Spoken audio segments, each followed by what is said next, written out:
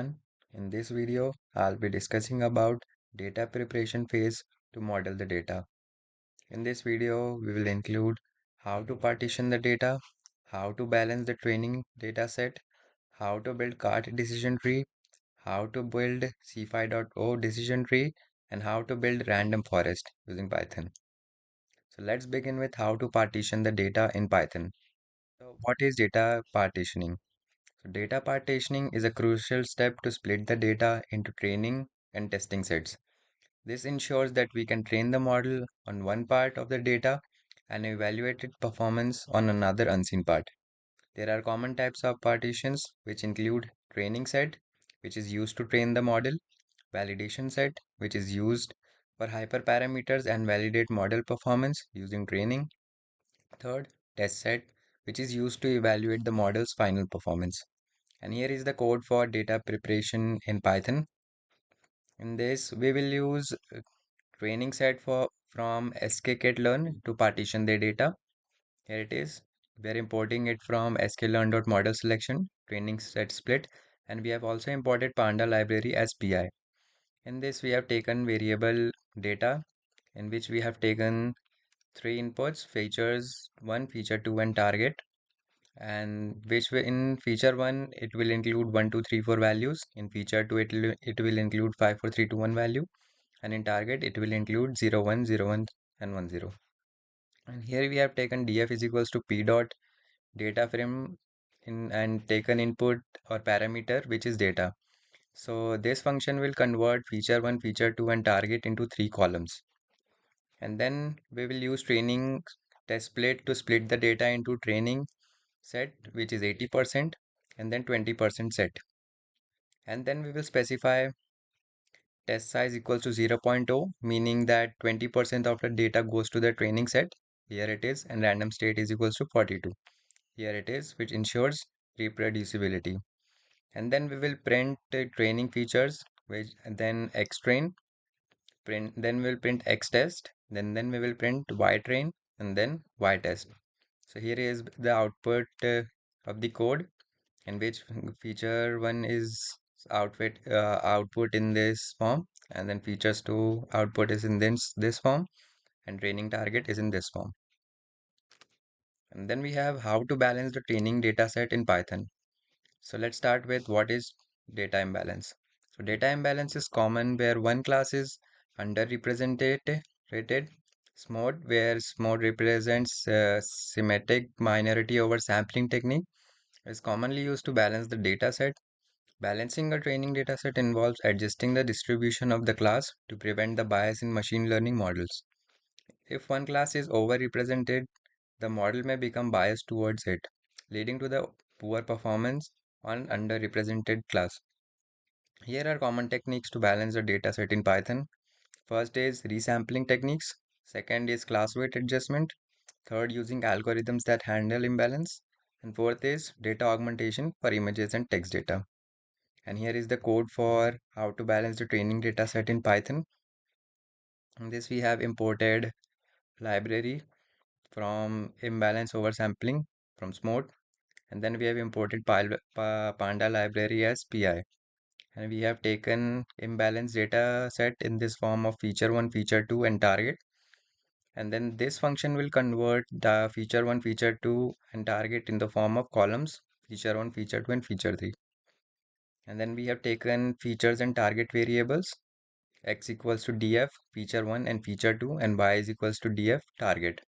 And here we are applying smot to the data set, where smot is equals to smot as we have imported smot. Sampling strategy is equals to auto, and random state is equals to 42. And then we have x resampled, y resampled is equals to smot dot fit resampled. So this fit function is used for fitting the data into proper data form or proper data set. In this, then we will print resampled features in the form of x resampled and print y resampled. So here more create semantic samples of the minority class. In this case, the one class to balance the class distribution. Hmm. The result shows equal counts of both classes after resampling. Here is the output in which feature 1 is represented in this form, feature 2 is represented in this form, and resampled target values are represented in this form. Next we have is how to build cart decision trees using Python. So what is cart decision tree? So CART stands for classification and regression trees. It is a popular decision tree algorithm used for classifying and regression tasks. It builds a tree by splitting the datasets into subsets based on features values, optimizing the split to reduce impurity for classification or minimize the error for regression. So there are key concepts of CART, which are first splitting criterion. So CART uses different criterion for splitting. First is classification trees. It uses Gini impurity or entropy to measure the quality of splits. Second is regression tree. Uses metrics like mean squared error to minimize the prediction errors. And then third we have is tree pruning. Prevents the overfitting by limiting the depth or the size of the tree. And fourth and last one we have is binary split.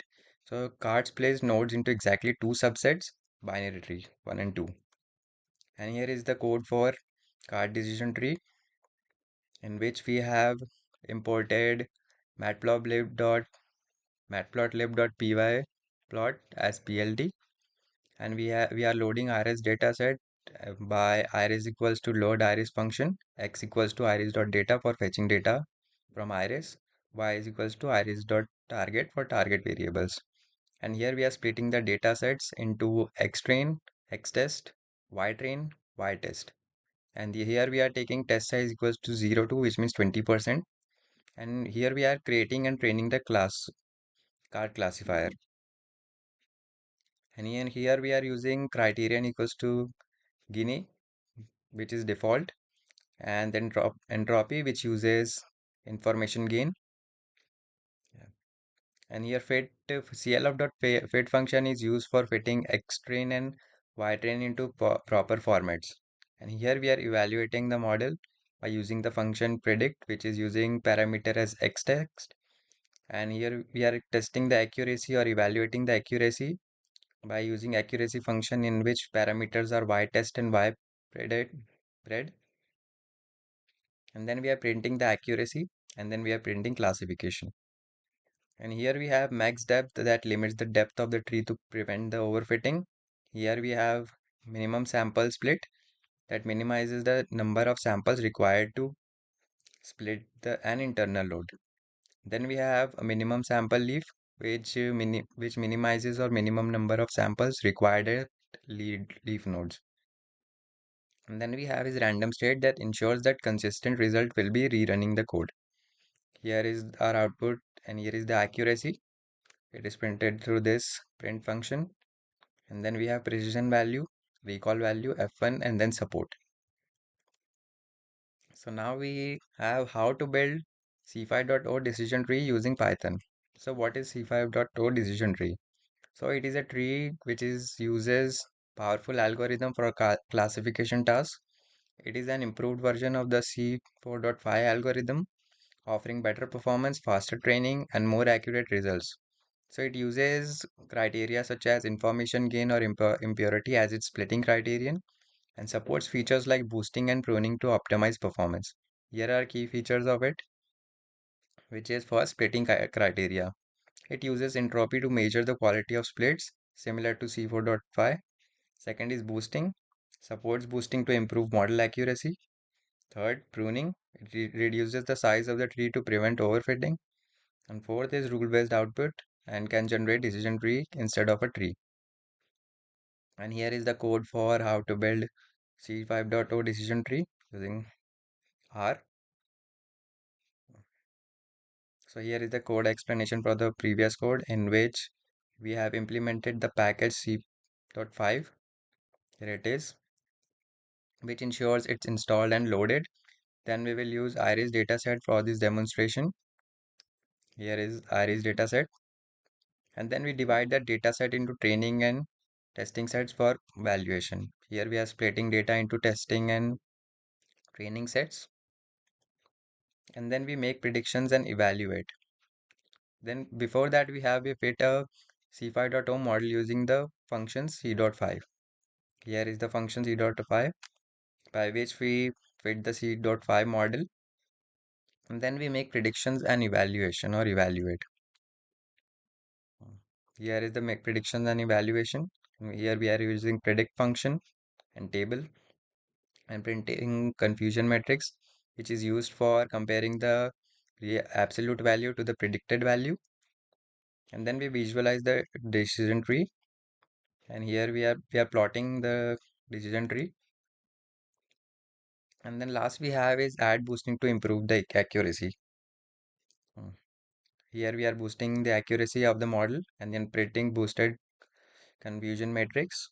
And here is the output in the form of confusion matrix, which compares absolute value to the predicted value. And here is the boosted model. Now we see how to build random forest tree using Python. So what is random forest? Random forest is an ensemble learning method used for both classification and regression model tasks. It builds multiple decision tree during training and combines their output to improve accuracy and control overfitting. It is a part of the bagging technique where subsets of a data are used to create individual trees. Now, how does random forest work?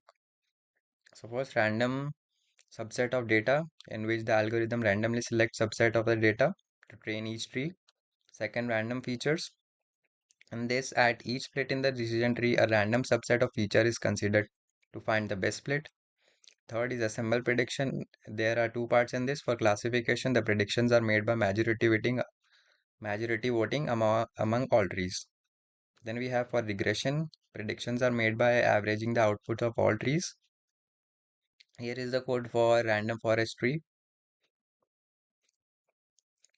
And now here's the explanation for the previous code. In we will use random forest classifier from skitlearn to build a random forest model. Here it is. From sklearn.assemble we are importing random forest classifier. And for data splitting we are using train set split from sklearn model selection.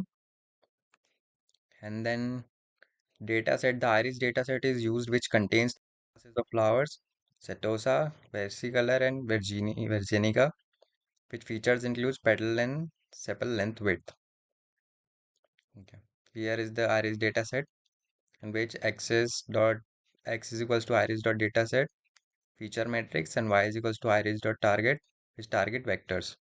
And here we are splitting the data into training and testing sets, in which 80% is training set and 20% is testing set. We are splitting them into X train, X test, Y test, and Y train. And we have taken test size equals to 0.2, which means 20%. And then we are modeling. So in this random forest classifier initializes with n estimator is equals to 100, number of decision trees, max depth equals to none, no restrictions on tree depth, random state is equals to 42, ensures reproducibility. And for model training, we are using the fit method that trains the random forest onto the training set. And here is the fit function, which is used to train random forest on the training set. And then here we have predict function, which takes argument in the form of x test. Here it is, the predict method is used to predict labels for the test data. Then we have is evaluation, evaluating the model. In this, we measures overall performance classification report, precision recall F1 score for each class, confusion matrix, which visualizes actual versus predicted label. Here it is, confusion matrix, which is taking arguments y test and y predict. Then it will compare the value of y test and y predict with the actual values or the predicted values.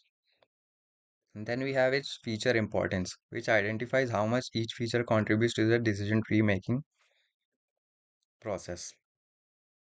Here is the feature importance, which gets a feature importance score, and it will be in the form of this, where accuracy is 0.1, and precision, recall, F1 score, and support. Here is the output in the form of confusion matrix and feature importance. In this, it compares actual value to the predicted value. And here is the feature importance, such as petal width, we have taken on the y axis features, and on the axis we have taken importance score. And then we have taken petal width in centimeters, petal length in centimeter, sepal width in centimeters and sepal length in centimeter. So this was all about this topic. I hope you liked the video. Thank you.